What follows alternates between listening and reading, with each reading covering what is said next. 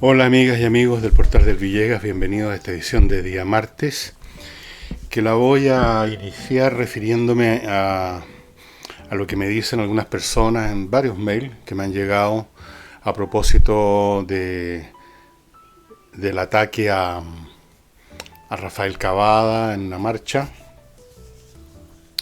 Estos mails me dicen que todo esto fue un montaje, que Cavada no recibió ninguna paliza, como se dice, que estaba todo preparado, que una herida en la cabeza no provoca esa emisión de sangre aparatosa que apareció en su polera. Alguien me mandó una foto donde aparecía Cavada y al lado un sujeto que lleva una botella con un líquido oscuro. Otro me dijo que estaba en la marcha y dijo que todo lo que había ocurrido con Cavada después que él se puso a provocar a la gente es que lo empujaron y él se convirtió, él se hizo todo esa demostración. Eso es lo que me dicen algunos mails. Y francamente, a mí me pone en la misma situación que los pone a usted este tipo de cosas hoy en día, que uno ya no sabe cuál es la verdad, cuál es la falsedad, qué es lo que es una fake news, qué cosa fue inventada. Hasta una foto hoy día, hasta un video puede ser hecho artificiosamente con los recursos digitales. No hay manera de discriminar, salvo que uno tenga un laboratorio para pesquisar cada cosa. Uno no puede saber. Uno termina cayendo en esto de decir creo o no creo. Y puesto que estoy en esa situación de decir creo o no creo, se me hace difícil creer que haya sido un montaje en ese sentido tan preparado. Yo puedo creer, sí, que las cosas se exageran, que se saca el más posible aprovechamiento político. Eso es evidente, no se requiere pruebas de ninguna clase, eso forma parte de la naturaleza humana.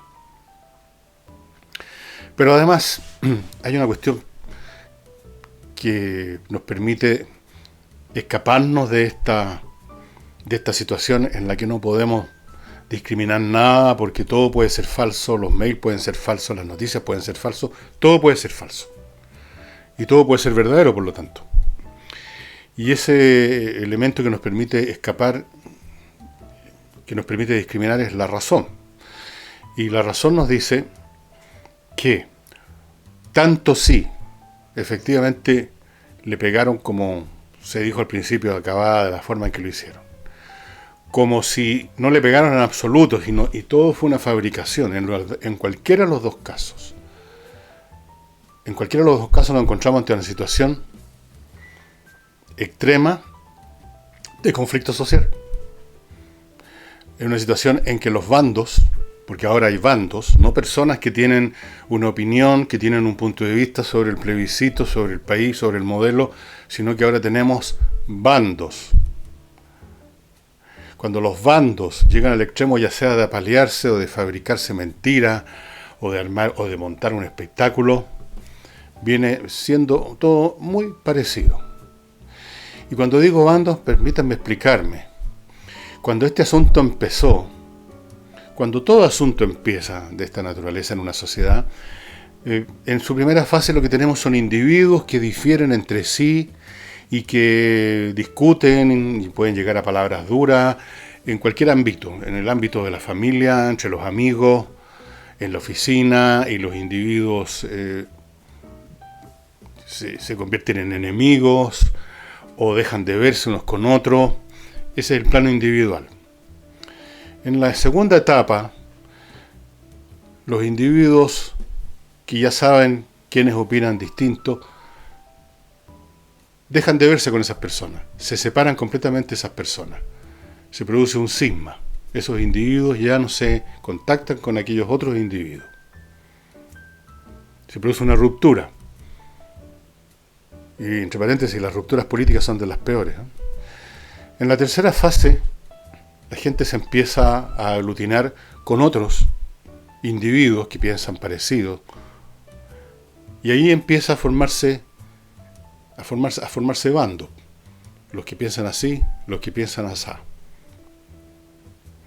En la cuarta fase, esos bandos más o menos espontáneos de gente que tiende a juntarse con quienes piensan parecido y separarse de quienes piensan muy distinto, se empiezan a organizar.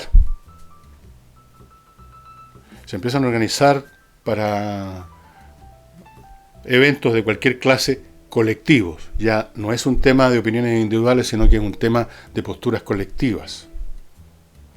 En la fase siguiente, estos bandos ya más o menos organizados entran en colisión unos con otros, y ya no es entonces un tema de individuos como en la primera fase que discuten, sino que de bandos que se enfrentan. Y de ahí en adelante, ¿para qué les sigo dando coba con esto de las fases? Entramos en el camino que conduce a que los bandos se conviertan en ejércitos luchando a muerte por una postura. Nosotros estamos en la etapa de la formación de los bandos. Ya no son individuos que pelean con otros individuos. Son bandos formados, más o menos organizados, como se ve en las marchas. Ahí se manifiesta abiertamente, públicamente, visualmente este fenómeno. Pero hay muchos otros fenómenos que no podemos ver, que no son públicos. Amigos que ya no se ven, familias que se han dividido por este tema y no tratan de alejarse, tratan de no tocar el tema o de algún modo están ya en posiciones muy distintas. Se van produciendo una serie de reacciones individuales de las que no tenemos idea. Y todas van a lo mismo, una separación, una división que cruza todos los ámbitos, la familia, los grupos de amigos, los clubes, las asociaciones, los lugares de trabajo, los colegios. Es un quiebre que pasa por todos esos ámbitos y esos territorios. Eso estamos viviendo hoy día. ¿Se puede detener este proceso? Claro que se puede detener. Pueden suceder eventos que le impongan a las partes un enemigo común. En una guerra, por ejemplo, las peleas políticas se terminan. En la Primera Guerra Mundial, por ejemplo, Francia llegó a la Primera Guerra Mundial muy dividida políticamente, pero muy dividida. Estaba dividida desde la época de la Revolución Francesa. Tremendamente dividida, como Chile hoy día o quizás hasta más.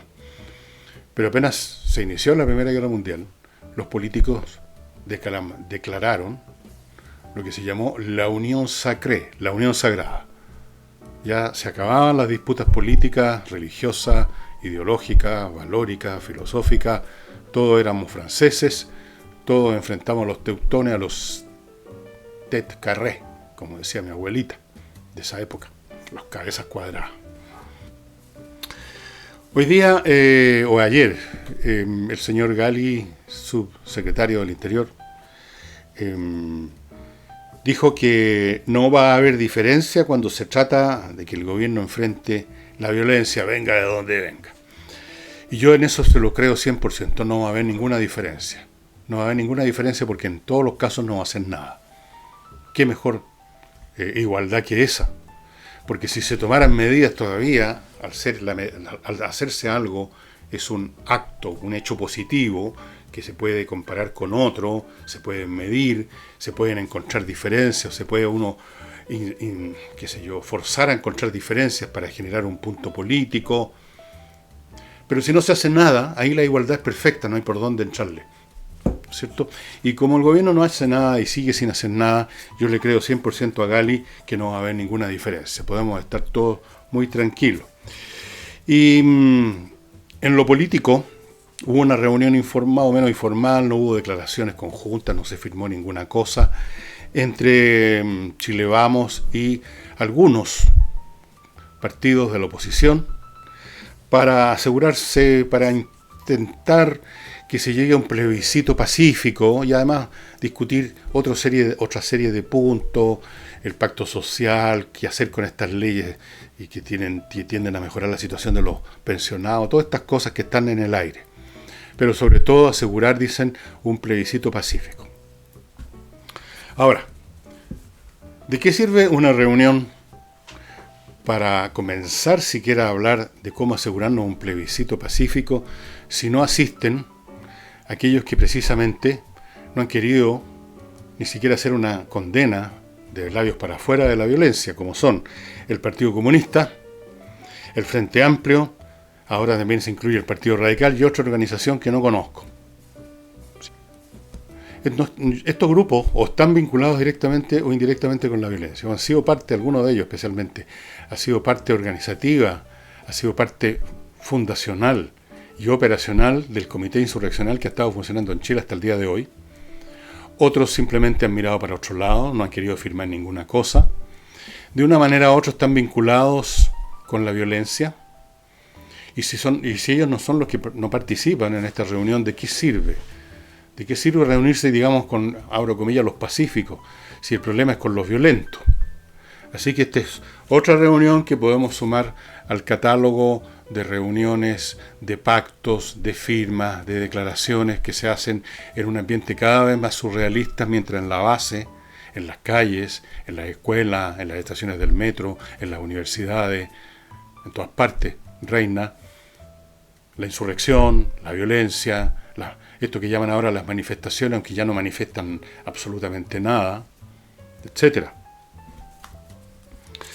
Algunos dicen sobre esta materia que la oposición, que la izquierda, que el progresismo se está disparando a los pies con esta violencia, porque lo único que están manifestando es violencia, o como mínimo interrupción del orden público y molestia para los ciudadanos, como ocurre cuando un montón de cabritos se sientan con las piernas colgando en el andén, entonces no pueden circular los metros, se interrumpe el tránsito, la gente es perjudicada enormemente. Entonces dicen, todas estas cosas van quitándole votos a la opción apruebo. Puede ser, pero hay otros que piensan, y parece ser que es lo que piensan en la comité insurreccional, que este permanente hostigamiento de la vida normal de la sociedad, con o sin violencia, les es favorable porque constituyen una especie de chantaje, un chantaje al país. Es como que le dijeran, miren, si no votan por apruebo y echamos a andar el proceso de crear una nueva constitución que a su vez va a servir como ariete para refundar este país, para echar abajo el modelo y todo lo demás que va a venir, si ustedes no aceptan eso, vamos a seguir jodiendo hasta el día del juicio final. Vamos a seguir molestando, vamos a seguir interrumpiendo, vamos a seguir alterando el orden público, vamos a seguir quemando, vamos a seguir vandalizando, vamos a seguir interrumpiendo el tránsito, vamos a seguir apedreando vehículos, vamos a seguir inventando marcha, toda la semana, todos los meses. Así que voten, apruebo, o ustedes van a tener que enfrentarse a eso indefinidamente. Esa es la teoría del chantaje. Bueno, es probable que en algún momento la gente que ha manejado esto de un principio y que lo sigue manejando hayan visto precisamente estos ejercicios de violencia bajo esa luz, como un medio para generar las condiciones para la revuelta social, que según uno de mis corresponsales, como les conté hace uno o dos programas atrás, me decía en una larguísima carta que no leí entera que les había fracasado todo, que ninguna de las cosas que han hecho hasta ahora les ha servido para crear ese incendio masivo, esa detención masiva del país, que han fracasado rotundamente y que por eso, que en marzo, que ahora, pero podríamos agregar a abril también, van a hacer ya el último esfuerzo para lograrlo. Es difícil saber.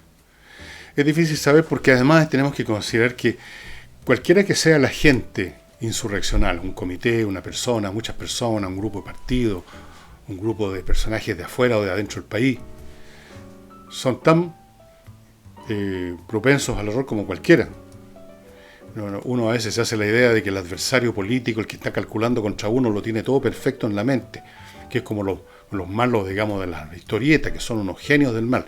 No, tan lejos de ser genios de cualquier cosa. Se pueden equivocar, pueden hacer mal los cálculos, pueden emerger factores descontrolados, como hemos dicho aquí que ha ocurrido con estos sectores de la sociedad que se han subido al carro del desorden y del caos público porque les ha servido para manifestar no lo que quiere esta comité insurreccional, no lo que quiere el progresismo, no lo que quiere la izquierda, sino que para evacuar sus propias rabias, sus propias agendas, sus propios rencores en la calle, vandalizando por último. El lumpen, por ejemplo. Y eso no lo han podido controlar. ¿Hasta qué punto controlan toda esta situación? Entre los militares existe una idea bastante cierta de que la primera víctima en una guerra son los planes. Todos los planes minuciosos que hacen las naciones durante años, sus planes de guerra, sus planes de contingencia, qué hacemos si nos ataca cómo nos movilizamos, todo eso se pasan en eso los ejércitos, en tiempos de paz. No tienen otra cosa que prepararse para la guerra, para llegado el caso, y estudian todas las hipótesis y las analizan al detalle. Pero una vez que empieza la refriega, todo se enreda, todo se confunde, se cometen errores, los errores se multiplican unos con otros, se elevan al cuadrado, al cubo, los planes se tienen que desechar, se tienen que inventar cosas sobre la marcha, que tampoco funcionan bien, y al final la guerra se convierte, como ocurre con todas las guerras, aparte de ser un desastre masivo, se convierte en un enredo masivo. Eso se ha visto en todas las guerras que conozca la historia. Y podríamos decir también en todas las operaciones políticas en gran escala, como la que estamos viviendo en Chile, que se pueden haber estado planeando, como se dice, que ha pasado con lo de Chile durante no meses, sino que años. Algunos dan fecha, el año 2015, 2014, en tal o cual reunión, etc. Hay muchas versiones sobre esta materia. Y se puede haber calculado todo, vamos a hacer esto, y las fake news, y esto van a mandar, vamos a usar las redes digitales, vamos a usar el WhatsApp, vamos a usar los Twitter, vamos a sacar a los cabros a la calle, vamos a hacer lo demás acá, vamos a tener un grupo que quema estaciones. Todo lo que hicieron, lo que estaba claro desde el primer día, como lo dije aquí. Pero al poco andar, las cosas se empiezan a desordenar. Los resultados no son los que se esperaban, se producen efectos inesperados, se producen situaciones que no estaban calculadas, y se empieza a perder el control. Así que es bien difícil saber o decir, sí, hay un grupo de gente que está manejando toda esta cuestión, que están en la idea de chantajear a Chile, diciéndole o votan por el apruebo o vamos a seguir con esto hasta el día del juicio final. Muy difícil. Muy difícil. Es probable, si existe ese comité insurreccional como yo creo que existe, es el nombre que yo le di. Por supuesto no se llamará así. No sé exactamente cómo funcionará, pero que existió un ente, que existe un ente que hizo partir todo esto, no me cabe ni una duda. Es probable que ese ente esté en medio ahora de las dudas, las vacilaciones y la confusión, que no sepa exactamente qué es lo que les conviene más, que saquen las cuentas y no les dan los resultados, no les dan los números. Y que va a haber gente que efectivamente va a votar a prueba por miedo.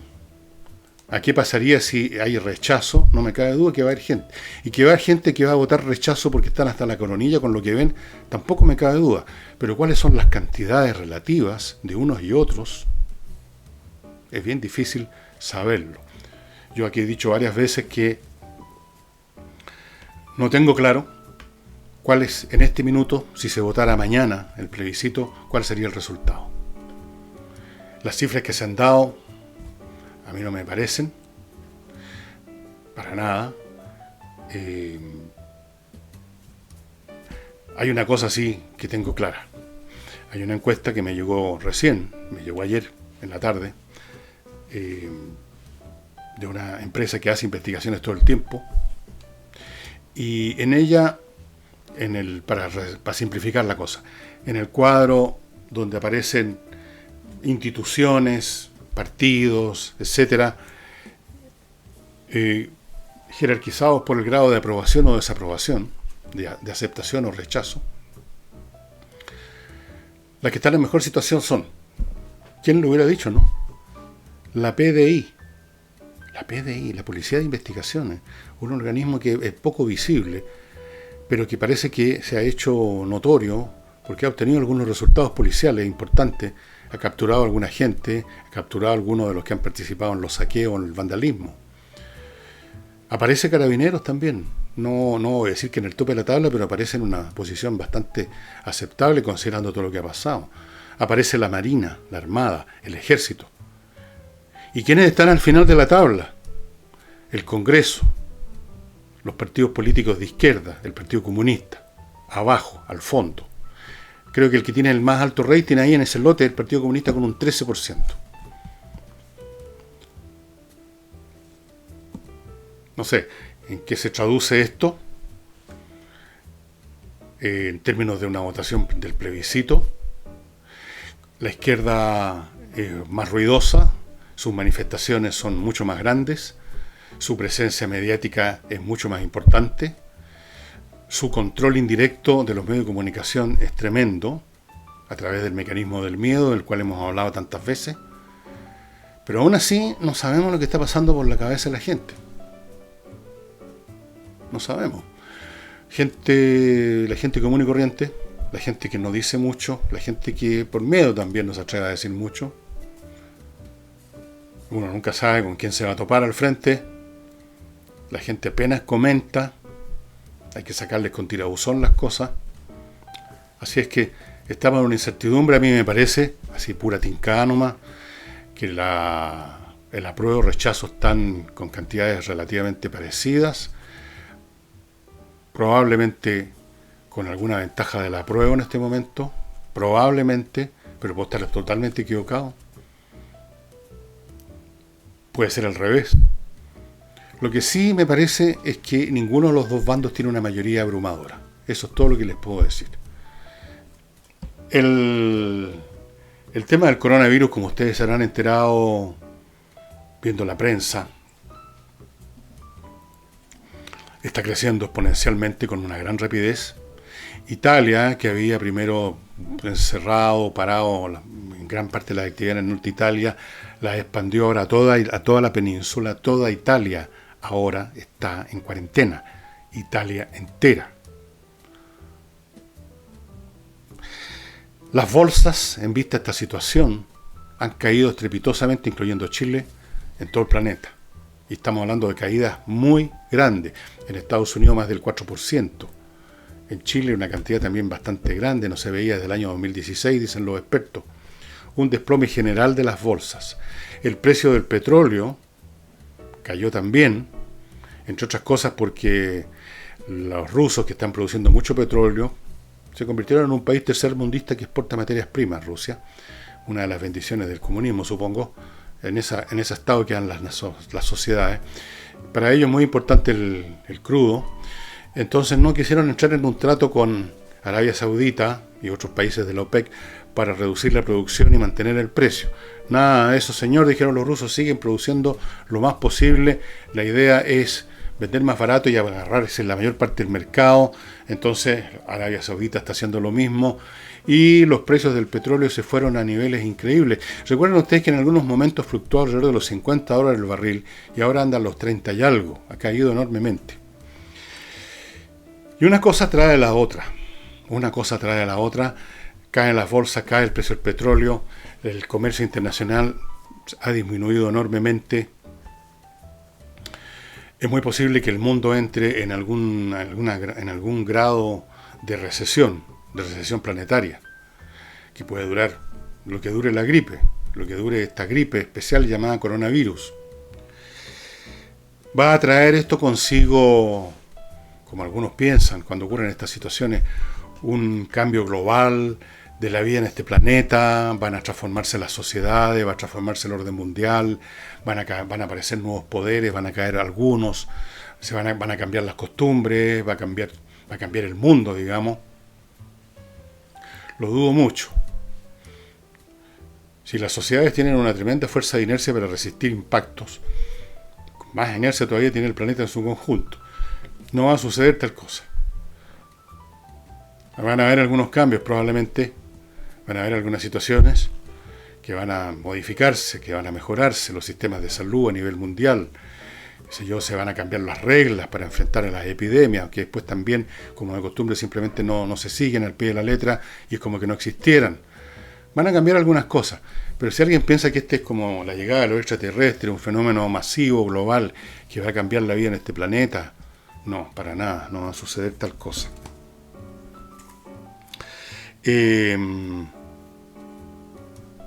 Pero mientras tanto, por supuesto, vamos a pasar por una situación difícil.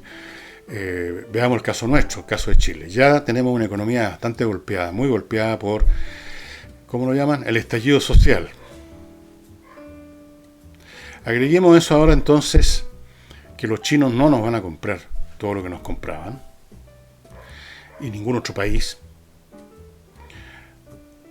Agreguemos entonces a eso la inflación, que ha empezado aparentemente a levantar cabeza como no hacía mucho tiempo no se veía en Chile. O sea, en el Banco Central están preocupados, están en reuniones especiales a ver qué se hace. Por un lado tenemos una economía que se deprime y habría que estimularla, y por otro lado tenemos unos brotes de inflacionarios. Son situaciones contradictorias, ¿no? Si uno trata de mejorar una, perjudica a la otra. Tenemos eso. Podemos sumar a eso el tema hídrico, del cual se habla muy poco, y es un tema gigantesco. Gigantesco. Piensen nomás lo que significaría para por lo menos 2/3 de este país quedarse sin agua, o con tan poca agua que tienen que haber racionamientos masivos. Agreguemos, los efectos que pueda tener el coronavirus en Chile, que va a seguir creciendo. En este momento creo que son 9 las personas, pero por supuesto que debo estar atrasado en noticias, que están enfermas. ¿A cuántos alcanzaron a contaminar, a contagiar? ¿Quién sabe?